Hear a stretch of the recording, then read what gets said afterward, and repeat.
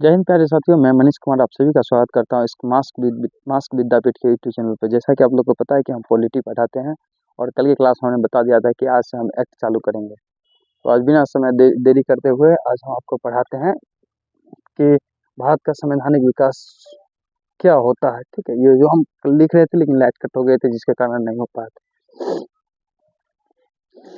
भारत का संवैधानिक विकास स्टार्ट कहाँ से हुआ, कौन से ईस्वी? तो भारत का संवैधानिक विकास होता है, हम आपसे एक जनरल क्वेश्चन पूछते हैं कि भारत आने वाले सबसे पहले अंग्रेज कौन थे? हम पुर्तगाली और डच की बात नहीं कर रहे हैं, हम अंग्रेज की बात कर रहे हैं। तो 1579 में स्टीफन जोन्स आए थे। लिखना क्या है बगल में कॉपी पर कि 1579 ईस्वी में स्टीफन जोन्स आए थे।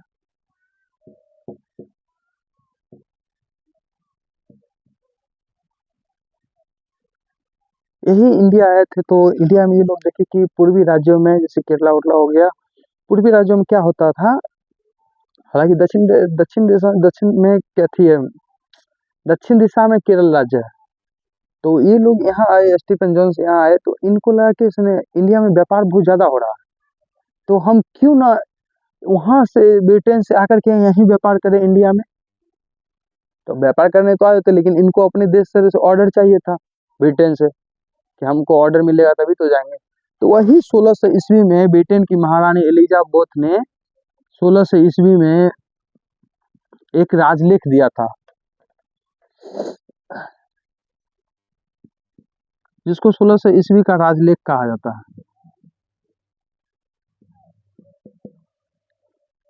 अब सर ये राजलेख होता क्या है? राजलेख किसी कंपनी को चलाने के लिए एक पत्र दिया जाता है जिसमें राजा का सिग्नेचर होता है कि आप वहां जाकर के ना बिजनेस कर सकते हैं, व्यापार कर सकते हैं। तो 1600 ईस्वी में महारानी एलिजाबेथ ने इन लोगों करके दिया था कि आप जाइए और इंडिया में बिजनेस कीजिए। वो भी 15 वर्ष तक, सिर्फ 15 वर्ष तक का ऑर्डर था। लेकिन फिर आए बाद में तो वही राजनीतिक काम स्टार्ट कर दिए, व्यापारिक मामलों, राजनीतिक मामलों, सारा चीज स्टार्ट हो गया। कलकत्ता में हाईकोर्ट की स्थापना की गई, बहुत सारा बात था। तो यहाँ लिखे 1600 ईस्वी का राजलेख में क्या लिखेगा कि महारानी एलिजाबेथ ने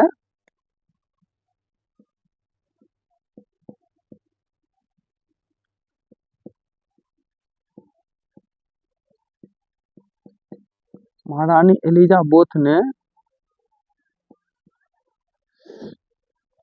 31 दिसंबर 1600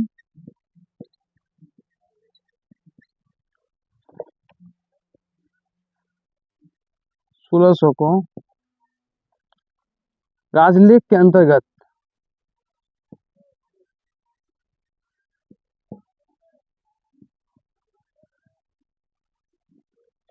भारत में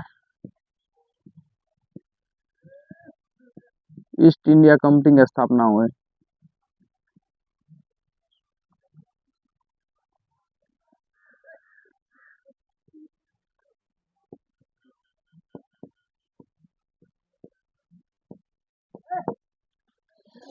सोलह सौ ईस्वी का राजलेख यही कहता है कि महारानी एलिजाबेथ ने 15 साल के लिए दिया था कि आप जाइए वहां और एक बिजनेस कीजिए।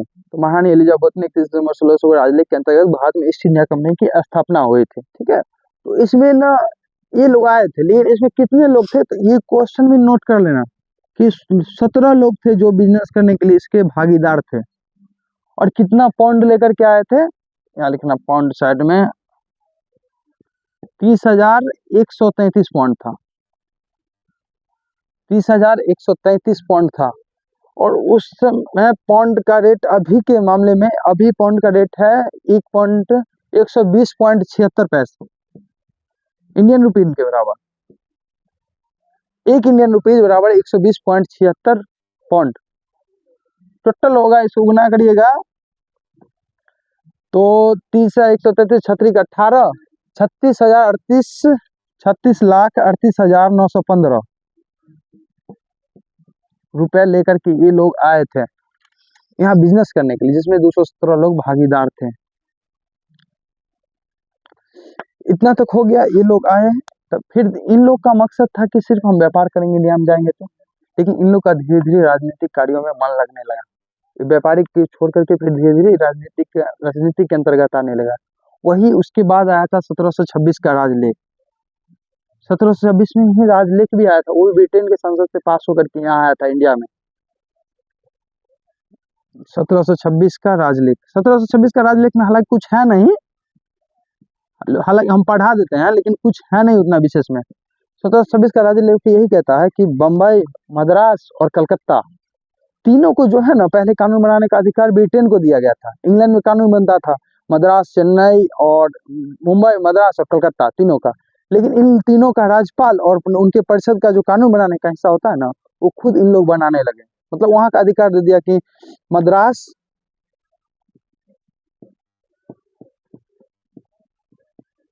बम्बई और कलकत्ता तथा उनके राज्यपाल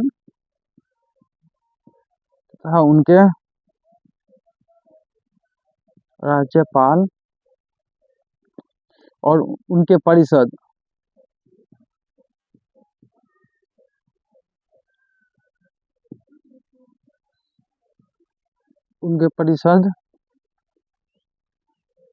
का परिषद को कानून बनाने का अधिकार दे दिया।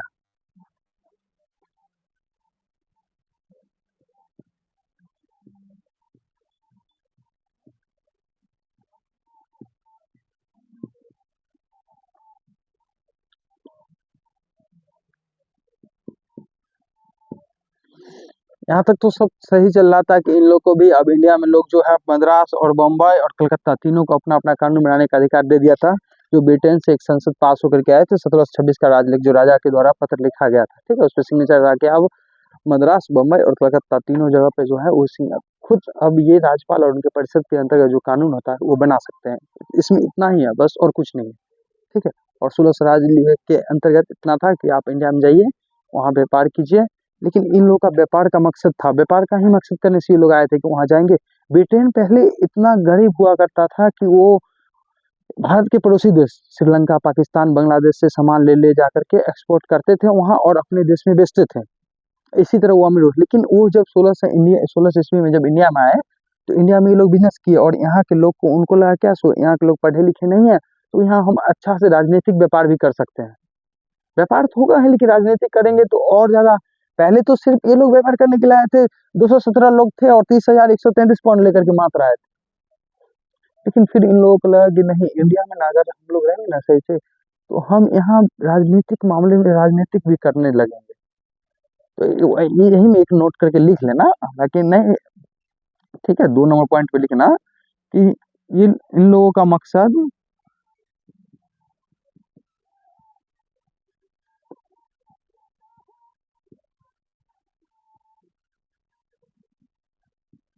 व्यापार करना था, लेकिन बाद में फिर धीरे धीरे राजनीतिक होने लगा।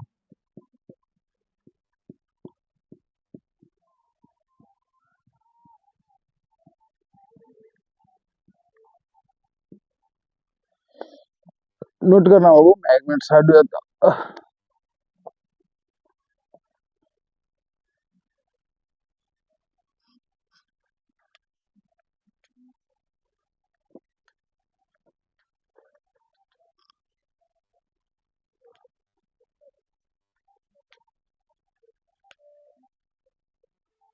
नोट करिए तब हम ऊपर से मिटाते हैं।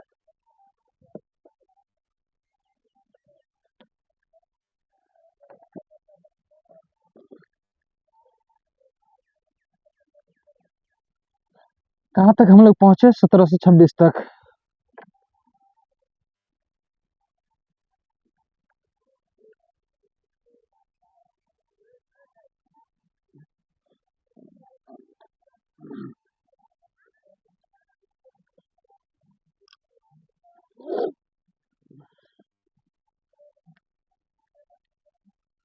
इसके बाद नोट करना 1773 का रेगुलेटिंग एक्ट। इन लोगों को बोले थे कि अब यहीं से स्टार्ट हुआ कि इन लोगों को राजनीतिक मामलों में कितना मन लगने लगा है, ठीक है। 1773 का रेगुलेटिंग एक्ट।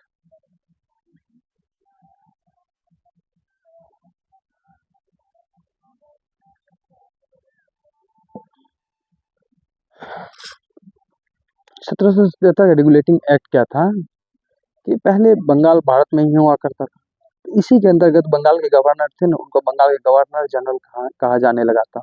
और 1773 के एक्ट के अंतर्गत ही कोलकाता में 1774 में हाई कोर्ट की स्थापना की गई थी।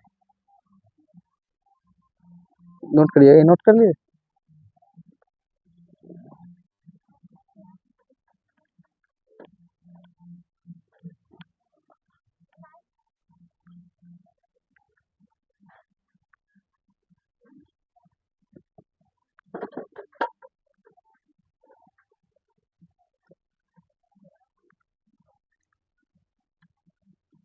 सत्रह सौ तिहत्तर रेगुलेटिंग एक्ट क्या था कि इसी के अंतर्गत, इस एक्ट के अंतर्गत, हाँ सर, शायद सवेरे, इस एक्ट के अंतर्गत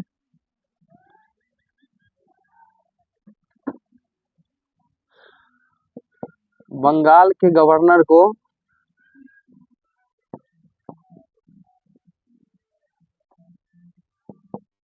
गवर्नर जनरल कहा आने लगा।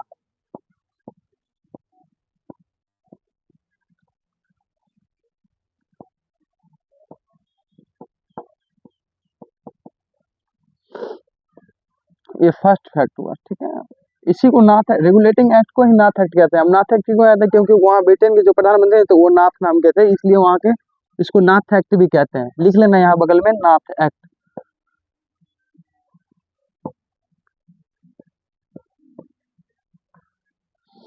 सेकेंड पॉइंट नोट करना कि 1777 का रेगुलेटिंग इस एक्ट के अंतर्गत बंगाल के गवर्नर जनरल कहा जाने लगा। सेकेंड नोट करना बाबू कि 1773 के रेगुलेटिंग एक्ट के अंतर्गत ही 1774 में कलकत्ता में एक उच्च न्यायालय की स्थापना की गई। 1774 में कलकत्ता में उच्च न्यायालय की स्थापना की गई।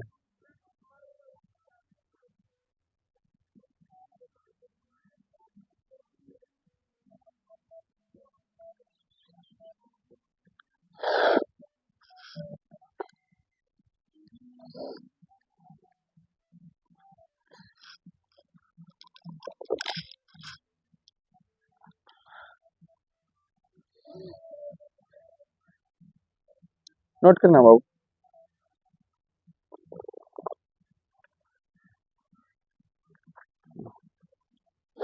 चाय बाद में पी लेंगे तो।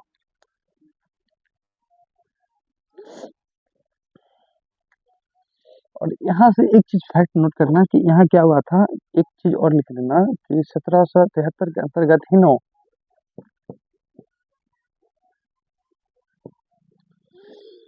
रेगुलेटिंग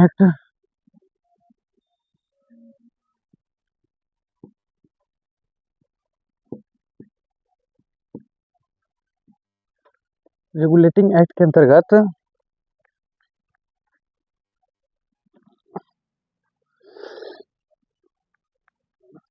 बंगाल के गवर्नर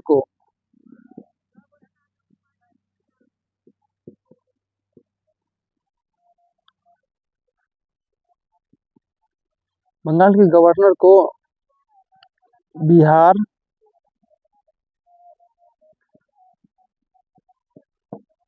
उड़ीसा,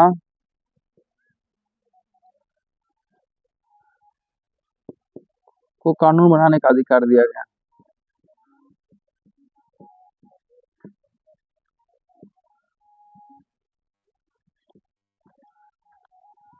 ये दोनों पॉइंट नोट करना। इसके इसी नोट के अंतर्गत आपको हम 1773 का रेगुलेटिंग एक्ट है ना, 1784 का जो पिट्स इंडिया एक्ट आएगा, तो यही दोनों के अंतर्गत आपको इस दोनों में एक कमी दिखाई देगी।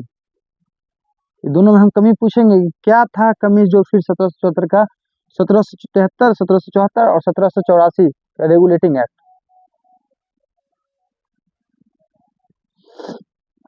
चौथा लिखना कि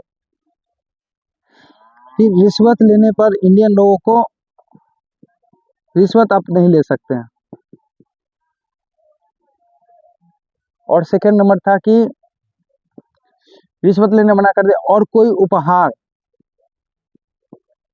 उसकी कंपनी के अंदर अगर आप कोई काम करते हैं तो आप रिश्वत नहीं ले सकते हैं, और उपहार लेना, ये दोनों पर रोक लगा दिया गया था 1773 का रेगुलेटिंग एक्ट।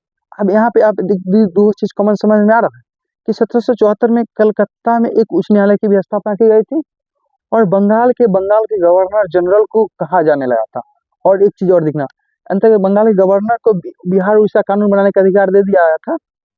ये जब उच्च न्यायालय भी कानून बनाने लगे या सुनाने लगे कानून, और गवर्नर जनरल भी सुनाने लगे, तो कोई लोग उठता था वो चले जाते थे कलकत्ता उच्च न्यायालय, कोई लोग उठते थे वो गवर्नर जनरल के पास चले जाते थे। तो यहीं पर दोनों का दिक्कत आने लगा था। यही दोनों के अंतर्गत जो कमियां थी उसी के अंतर्गत एक संशोधन अधिनियम आया था। ठीक है, वो पढ़ाते हैं, तब तक नोट करिए।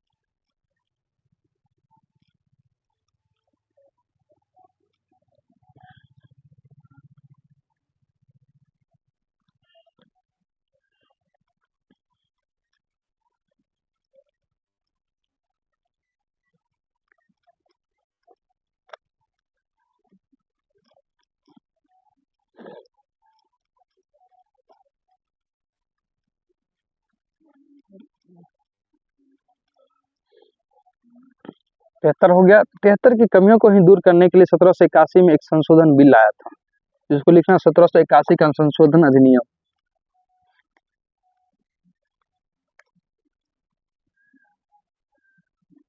1781 का संशोधन अधिनियम।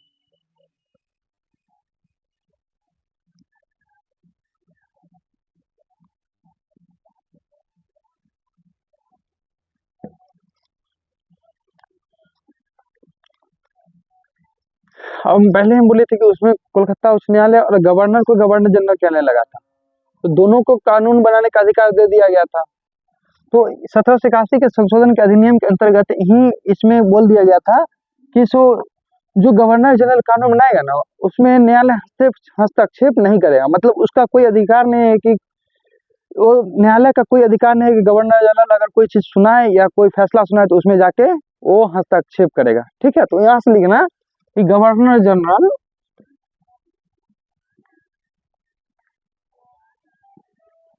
के कार्य में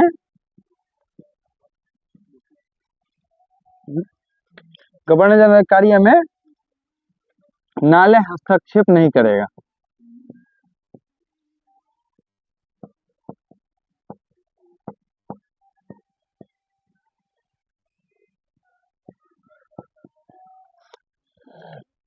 और यहीं से 1781 के संशोधन के अंतर्गत ही फिर कार्यपालिका को न्यायपालिका से अलग कर दिया गया था।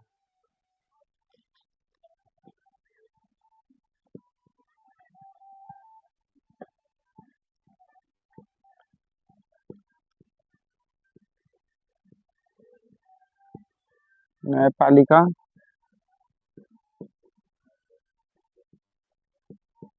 दोनों फैक्ट तब तक नोट करो,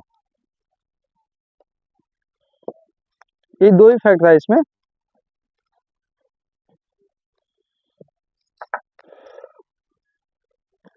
इसके बाद आता है 1781, इसके बाद आता है 1784 का पिट्स इंडिया एक्ट।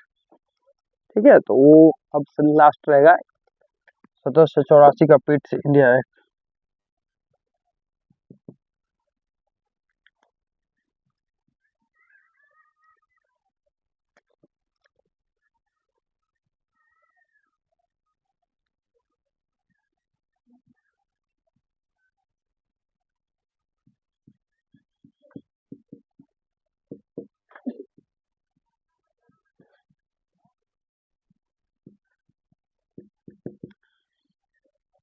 सर पिट्स क्यों, पिट्स ही क्यों नाम पड़ा, पिट्स वहाँ के उसके अंतर्गत जो अथी क्या कहते हैं, वहाँ के जो प्रधानमंत्री थे, ब्रिटेन के प्रधानमंत्री, वहीं का नाम था पिट्स, इसलिए उनका भी पिट्स नाम दिया गया था। नाथ एक्ट में भी बोले थे, सतत रेगुलेटिंग एक्ट, वहाँ का प्रधानमंत्री, इसीलिए उसको नाथ एक्ट कहा जाता है और उसको पिट्स इंडिया एक्ट कहा जाता है। ठीक है, ये नोट करना। और 1784 का पिट्स इंडिया एक्ट क्या था? यही जो 1784 का पिट्स इंडिया एक्ट था, यहीं से भारत का संवैधानिक विकास कहा जाने लगा था, और यहीं से वो लोग कहे थे कि भारत में जो ब्रिटिश कंपनी जो बनाई हुई है कंपनी, वो ब्रिटिश भारत कहलाएगा। इससे पहले वो लोग कभी नहीं कहे थे कि ब्रिटिश भारत कभी कहलाएगा। तो 1784 का जो पिट्स इंडिया एक्ट है, यहीं से भारत का संवैधानिक विकास शुरू हुआ था। आपको अगर कोई पूछे कि भारत का संवैधानिक विकास कौन से एक्ट के अंतर्गत शुरू हुआ था, तो आप डायरेक्ट ये मत कह देना कि 1600 ईस्वी या 1773, 1726, क्या है, 1784 का जो पिट्स इंडिया एक्ट था, उसी के अंतर्गत जो वहाँ के जो लोग थे, उस पे जो जमीन पे, भारत में जो जमीन पर अपनी कंपनी जो स्थापित कर चुके थे, उसी को वो लोग ब्रिटिश भारत कहा जाने लगा। ठीक है, एक नोट पहले यहाँ एक फैक्ट नोट करना कि कंपनी जो भारत में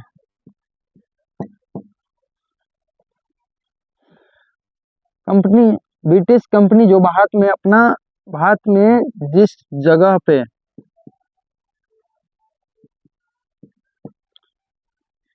अपना कंपनी व्यवस्थित की हुई है,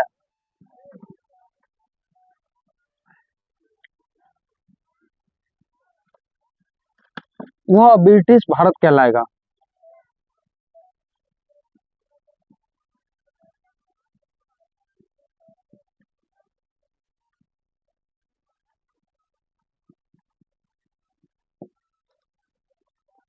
और इसमें देखिए तो कार्यपालिका से न्यायपालिका अलग हो गया था, तो यहाँ व्यापारिक मामले और राजनीतिक मामले थे, वो दोनों को भी अलग कर दिया गया था, क्योंकि व्यापारिक मामले पर जो कानून बनाने का अधिकार रहेगा वो दूसरा को रहेगा, और राजनीतिक मामले पर जो कानून बनाने का अधिकार रहेगा वो दूसरा का रहेगा। ठीक है, और यहीं से जो राजनीतिक मामले में जो कानून बनाने का अधिकार था, तो वो ब्रिटेन के लोग कहे क्या, तो राजनीतिक मामले पर जो कानून बनाएगा उसमें एक अध्यक्ष ब्रिटेन का होना कंपलसरी रहेगा। जैसे ये लोग कहे कि कार्यपालिक राजनीतिक मामले और व्यापारिक मामले अलग अलग हो जाएंगे यहाँ से, पिट्स इंडिया एक्ट के अंतर्गत राजनीतिक और व्यापारिक मामले अलग अलग हो जाएंगे।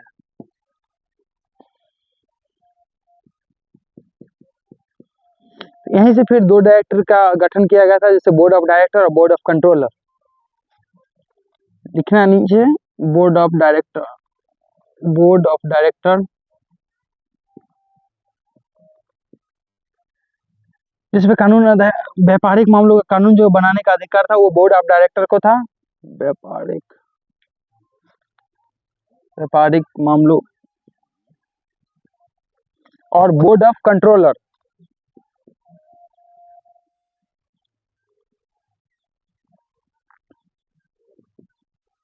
इस पर जो कानून बनाने का अधिकार था वो राजनीतिक मामलों के अंतर्गत कानून बनाने का अधिकार।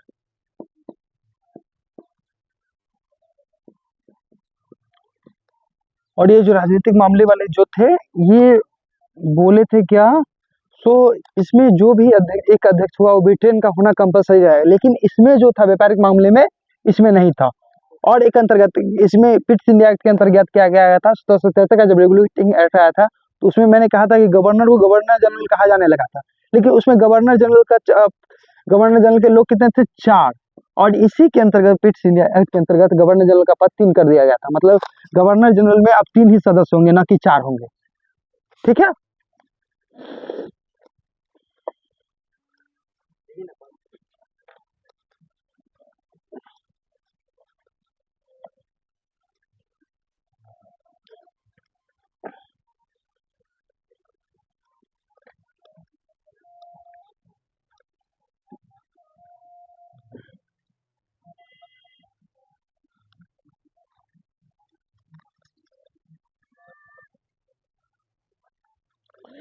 और पहले क्या होता था कि बक्सर की संधि हार होती थी तो वहाँ के राजा लोग जीत जाते थे।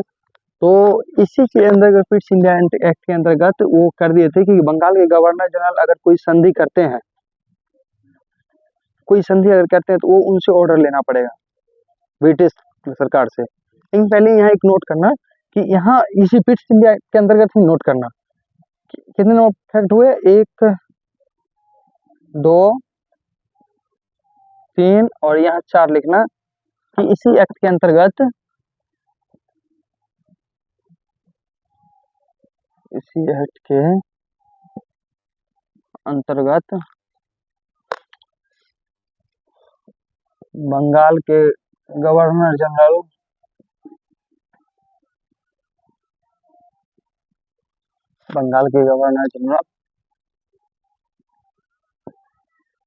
का 3 सदस्यीय कर दिया गया।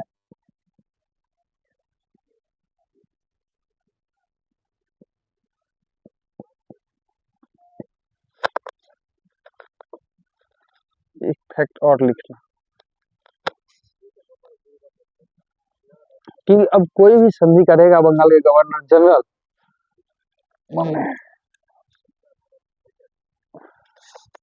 हो गया, इतने नीचे मिटा देते हैं।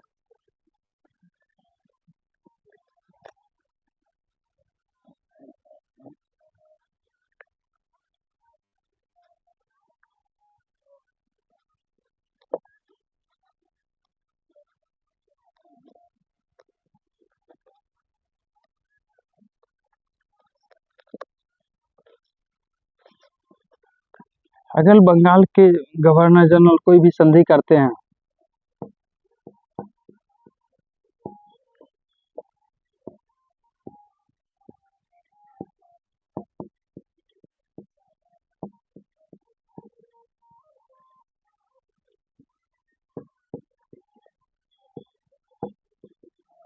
तो वो बोर्ड ऑफ डायरेक्टर को पता होना चाहिए।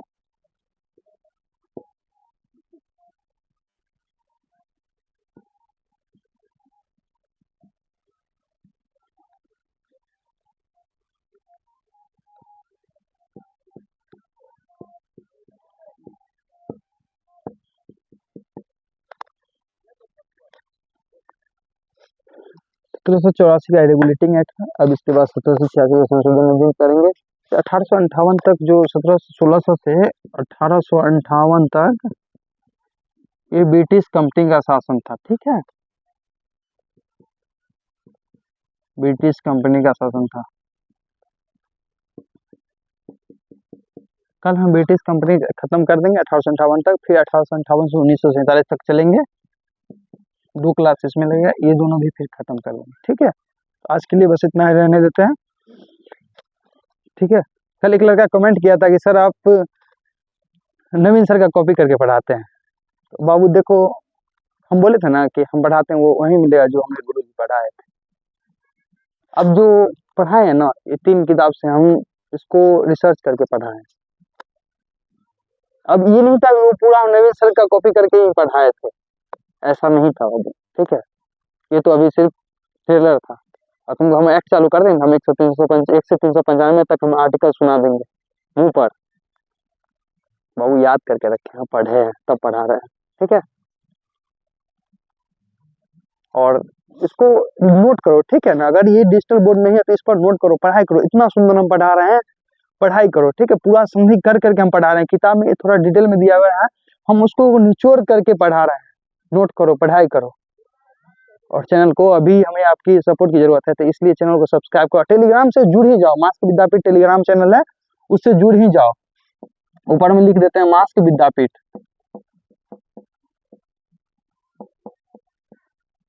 टेलीग्राम से जुड़ जाओ, उस पर नोट्स मिलता है, इससे बेहतर नोट्स उस पर मिल जाएगा। आप एक बार यहाँ लिख लीजिए, एक बार उससे मिला लीजिए, अगर गलत यहाँ रहेगा तो वहाँ उससे मिला लीजिए, ठीक है। जय हिंद।